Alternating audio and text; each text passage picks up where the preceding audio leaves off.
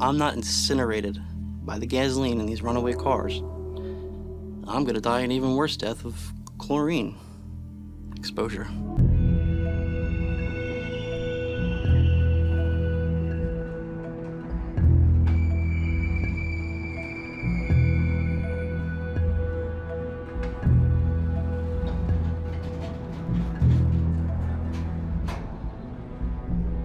We're taking cars from the inbound rail yard to my left, and we are breaking them apart into smaller groups to make up outbound trains.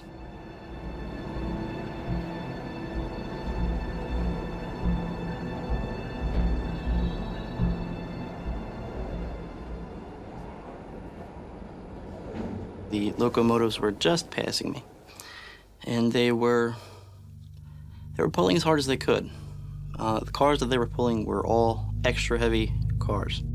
The bulk of what was in front of me was gasoline tankers. They hold an awful lot of gasoline. I mean, we're talking about thousands and thousands of gallons of gasoline each. The locomotives pulled the 6 cars up into the first set of brake retarders, where they were to be held.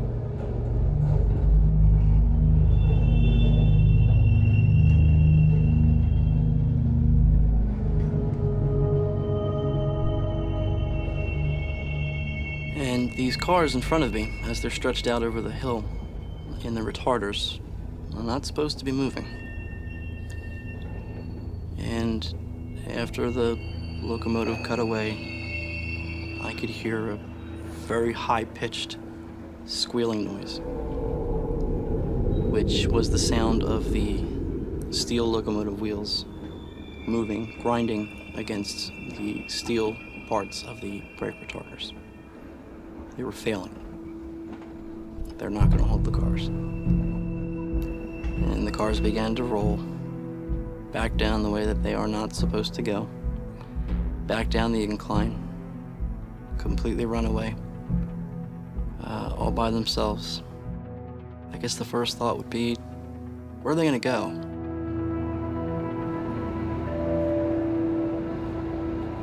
I just remember seeing the track that they're lined for, seeing a small gray tanker, and seeing the hazmat placard on the back of that tanker. It's the skull and crossbones. It's chlorine. Pure chlorine.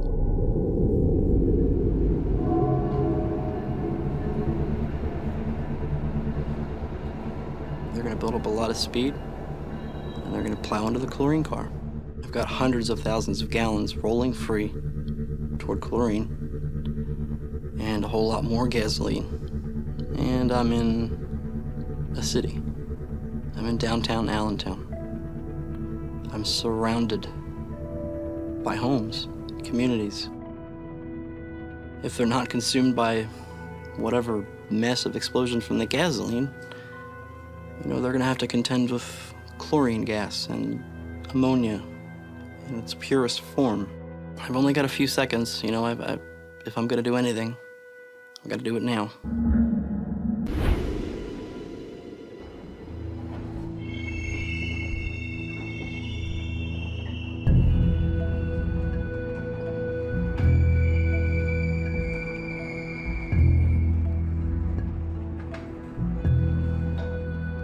I figured I would hit the ladder, and because of the ice, just right in between the cars, I got cut in half or whatever. But at this point, so what? I'm gonna die anyway. So I did it. I picked the next spot, made the jump, and I actually got onto the ladder. I made it. And I scrambled up to the top of the brake platform, and shot right over to the handbrake as fast as I could, and applied it fully, turned the wheel clockwise. And normally when you apply a handbrake fully, what happens is the wheels of the rail car completely lock up. And you'll see sparks coming up from the steel on steel contact, and they come to a halt pretty quick. So I applied the handbrake fully, and nothing happened. And I was a little lost for that nanosecond in time.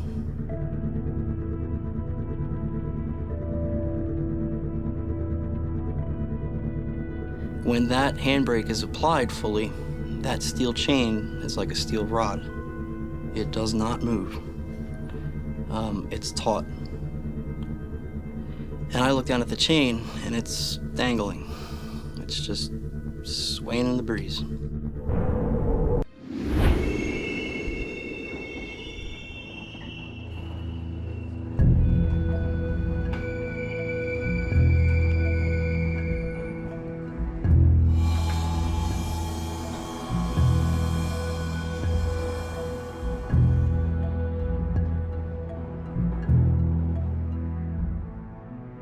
When that handbrake is applied fully, that steel chain is like a steel rod.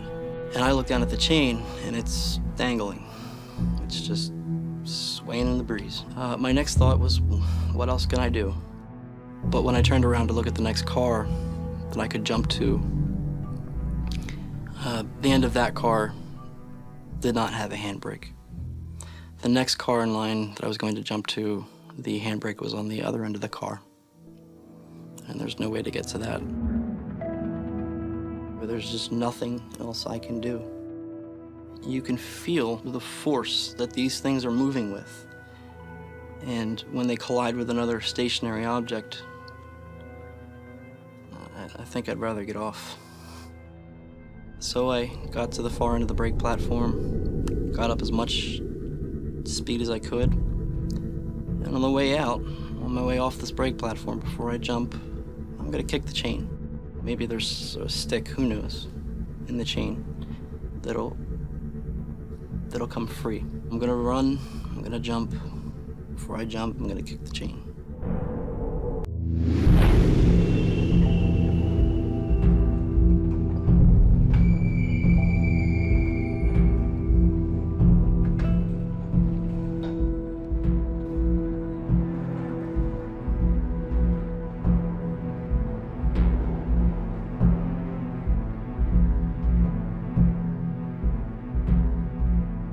Got my momentum up, started running off the brake platform of the tank car.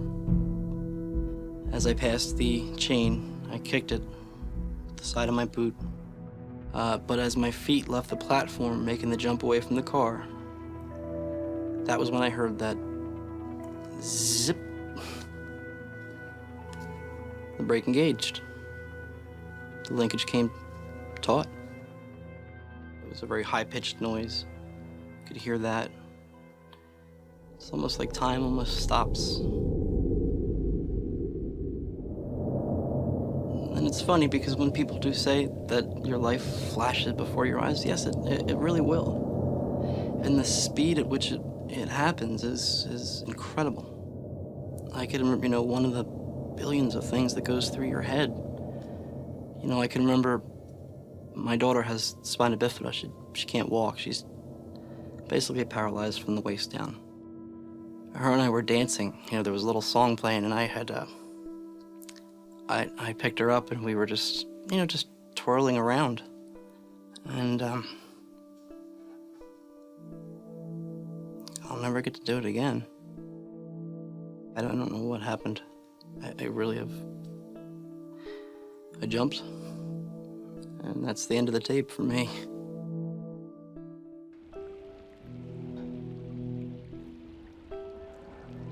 And there's a drainage creek there, and that's where I ended up, somewhere down at the bottom of the little hill there.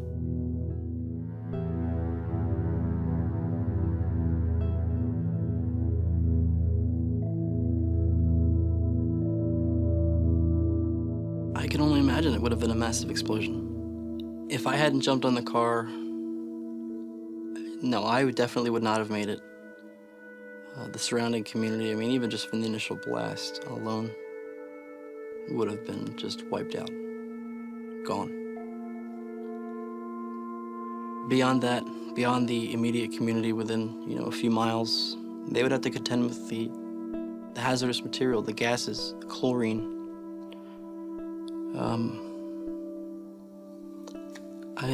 The casualties would have been terrible. Men, women, children, gone. Entire city, gone.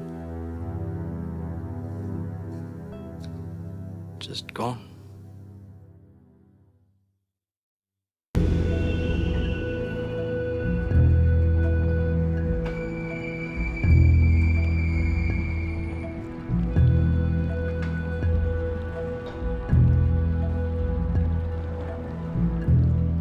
My goal in trying to stop those cars was to keep people alive.